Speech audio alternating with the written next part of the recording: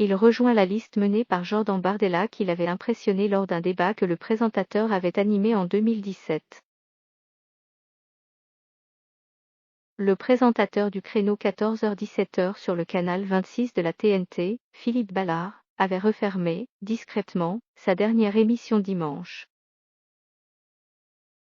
Ce mardi soir, le sexagénaire et journaliste depuis 37 ans, a confirmé sur son compte Twitter qu'il serait tête de liste aux élections régionales à Paris sous l'étiquette Rassemblement National, derrière Jordan Bardella, une information dévoilée par Le Figaro. Ce métier aura été un bonheur. J'ai un chapelet de souvenirs tout plus marquants les uns que les autres. Mais l'état de mon pays m'a décidé à sauter le pas. À un moment donné, je devais faire quelque chose. Explique-t-il à nos confrères. Une seconde carrière après le journalisme qui le pousse à quitter la chaîne du groupe TF1 où il travaillait depuis 1994. Philippe Ballard nous a informé de sa décision. En conséquence, évidemment, il se retire immédiatement de l'antenne, assure LCI. Auparavant, il avait commencé sa carrière à Sud Radio en 1987 avant de rejoindre France Info l'année suivante puis la rédaction de RTL en 1991. Sur sa biographie du site officiel de TF1, on rappelle qu'il s'est vu confier de nombreuses émissions au fil des années comme On en parle, Think Tank, Choisissez votre camp ou encore À l'épreuve des faits, et devient un présentateur régulier des tranches info le matin en semaine et le week-end, puis le soir. À la rentrée 2019, il présente LCI Tout Info de 13h30 à 17h aux côtés de Magali Lunel. Celui qui s'est encarté au RN en septembre dernier reconnaît qu'il prend un risque mais je l'assume.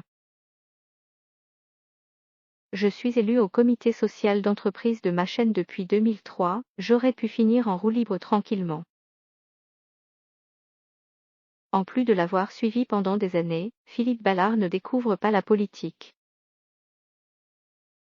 Il avait été maire adjoint sans étiquette de sa ville de Plessis-Trévise pendant 3 mandats, entre 1989 et 2008.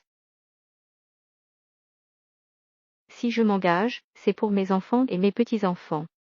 Pour ne pas leur laisser ce pays archipélisé, où des pompiers se font caillasser et où l'économie est à genoux à cause de cette prétendue mondialisation heureuse qu'on nous a vendue toutes ces années, considère-t-il, déjà à l'aise avec le discours du parti de Marine Le Pen. Dans le camp politique d'extrême droite, on se réjouit d'ailleurs de cette nouvelle recrue. Il a été l'un des visages de l'information et a assisté aux premières loges à l'accélération de l'actualité. C'est un patriote sincère, qui a fait le choix de mettre sa carrière de côté pour reconstruire le pays, se félicite auprès du quotidien Jordan Bardella. La sphère médiatique était l'une des dernières dites d'où on n'attendait pas notre mouvement. Preuve que, là aussi, l'image que nous avons est en train d'évoluer de manière significative. Et le nouveau colistier, qui admet désormais avoir toujours voté pour ce parti depuis 1981, ne tarit pas d'éloges pour sa tête de liste. Il m'a impressionné.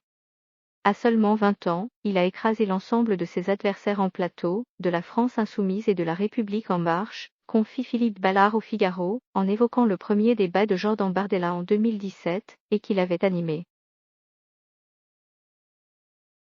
Ils tenteront désormais de faire mieux que les 9% du FNO régional de 2015 en Île-de-France. Selon le dernier sondage que nous avons publié au début du mois, il serait crédité de 17% des scrutins.